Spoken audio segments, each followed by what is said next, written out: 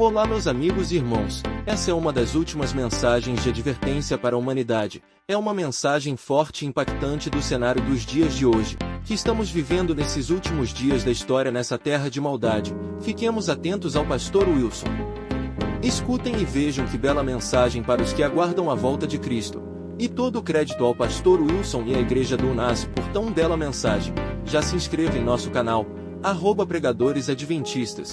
O mundo em que vivemos, se formos honestos em nossa avaliação, o mundo em que vivemos está moralmente falido. E as coisas só pioram a cada dia. Aqueles que têm mais quilômetros de estrada concordam que o mundo tem ido de mal a pior. Isso não é ser pessimista, é ser realista. 2.800 anos atrás, o profeta Isaías diz: eis que as trevas cobrem a terra e a escuridão os povos. Nunca estas palavras foram tão atuais. Paulo se refere ao império das trevas. Quer queiramos, quer não, pecado é a única palavra capaz de explicar a extensão e a profundidade da malignidade humana. Em 1973, Carl Menninger, o famoso psiquiatra norte-americano, publicou um livro intitulado em inglês Whatever Became of Sin, em português algo como O que aconteceu com o pecado. E no livro, ele imagina um dia em que a palavra pecado seria banida do vocabulário humano, não mais existiria no vocabulário humano. Em vez de ficar culpando o pecado, ele conjectura que as faltas e os erros humanos passariam a ser explicados de outro modo, de modo a remover toda e qualquer responsabilidade individual. Menninger antevê o dia em que o termo pecado seria substituído por termos tais como enfermidade, desordem, disfunção, síndrome e assim por diante.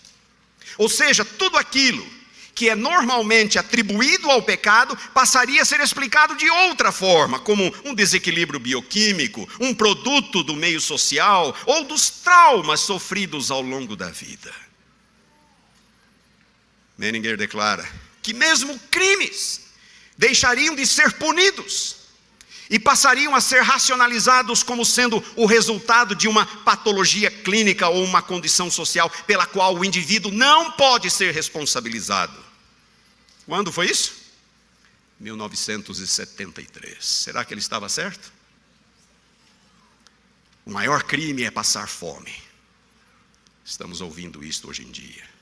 Quem rouba ou mata para comer está, na verdade, sendo vítima de uma sociedade opressora. É o que vemos, é o que ouvimos.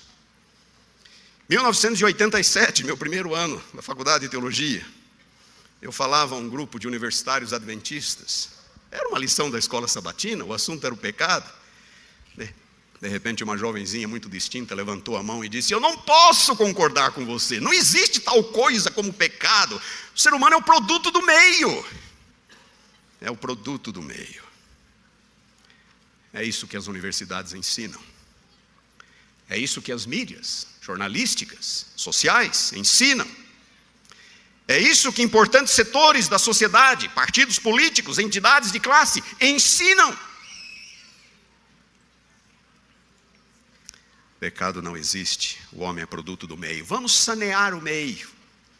Vamos dar trabalho, saúde, educação e tudo vai ficar bem. Estão falando isso já faz 200 anos. Tudo vai ficar bem. Queridos, como explicar, por exemplo, a universalidade do pecado? Todos pecaram. Como explicar se ela não é hereditária? Vejam uma criança.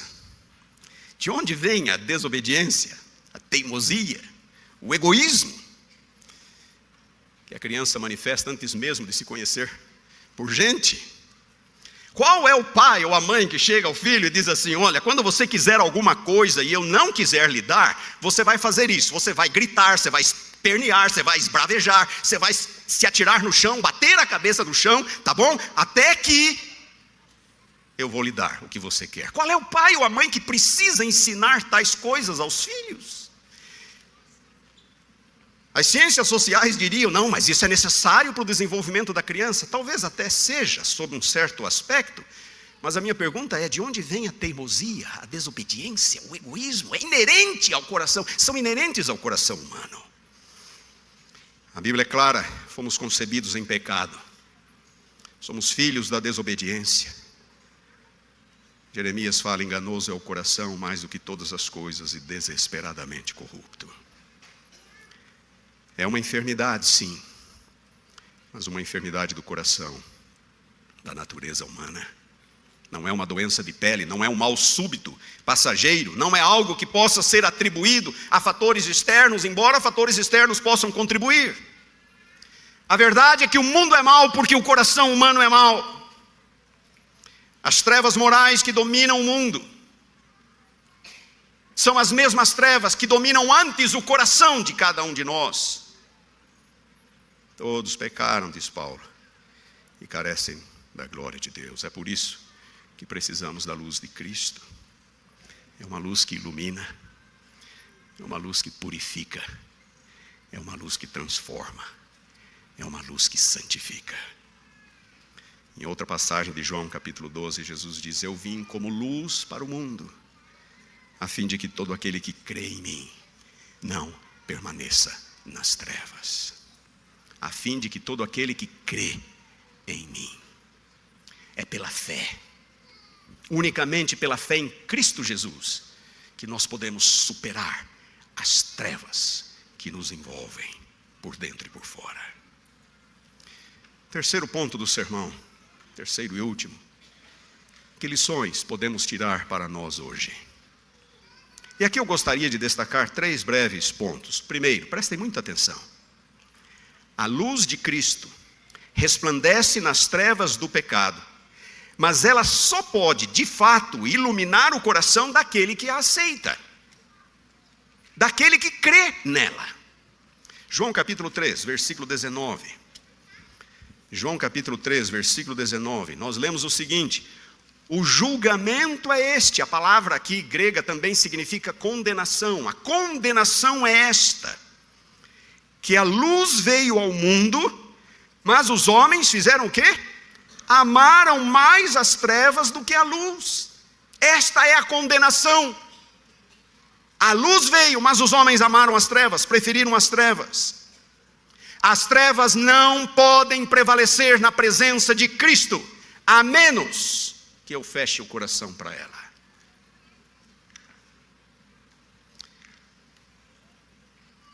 A condenação é esta, que a luz veio ao mundo, mas os homens amaram mais as trevas do que a luz. Estas palavras são uma séria advertência para nós, sabem? No final, as pessoas não serão condenadas pelo mal que fizeram, não serão condenadas pelos pecados que cometeram, porque todos terão feito mal, todos terão cometido pecado, os perdidos e os salvos, todos. Aqueles que não se salvarem, não serão salvos, não porque cometeram pecados, mas porque rejeitaram a luz, porque rejeitaram o perdão que Cristo oferece. Segundo ponto, por que algumas pessoas amam mais as trevas do que a luz? O que faz com que alguns prefiram as trevas e rejeitem a luz? Capítulo 3 de João, o mesmo versículo 19, a última parte, e o versículo 20. Vamos ler de novo. E a condenação é esta, que a luz veio ao mundo e os homens amaram mais as trevas do que a luz, porque as suas obras eram más. Pois todo aquele que pratica o mal aborrece a luz e não se chega para a luz, a fim de não serem arguidas as suas obras. Aqui está a razão pela qual muitos amam mais as trevas do que a luz, porque as suas obras são más e eles não querem abandoná-las. Eles amam mais as trevas do que a luz, não querem abandonar as suas obras, não querem que a luz exponha o que há de errado em sua vida, não querem que a luz exponha as motivações, os desejos pecaminosos, os próprios pecados que estão ocultos em seu coração. Não querem, então se fecham para a luz. Sabem, num certo sentido, As trevas são confortáveis. A escuridão é confortável. É quando acendemos a luz que nós vemos com clareza que o nosso cabelo está despenteado, que nossa roupa está amassada, que nós vemos as imperfeições da parede, do piso, dos objetos. As trevas são confortáveis, a escuridão é confortável. A luz que ilumina é a mesma luz que revela os defeitos, que revela os problemas. E assim também no coração humano, a luz que ilumina é a mesma luz que revela as nossas imperfeições, os nossos erros, os nossos desejos egoístas, os pecados ocultos, secretos que nos afastam de Deus e nos afundam cada vez mais nas trevas. O processo de crer na luz, portanto, muitas vezes é um processo doloroso. Permitir com que a luz de Cristo inunde a nossa vida, brilhe em nossa vida, significa também permitir com que essa luz revele a podridão que existe em nós, os defeitos que existem em nós, nossos vícios, nossas vaidades, nossas motivações pecaminosas.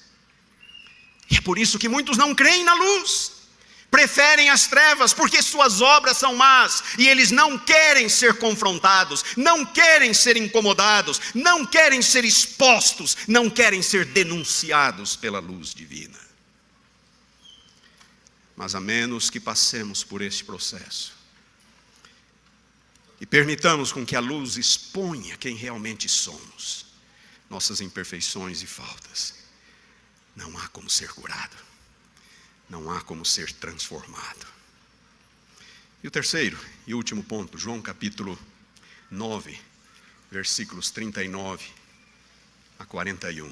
O terceiro ponto é: a capacidade de ver nos torna responsáveis.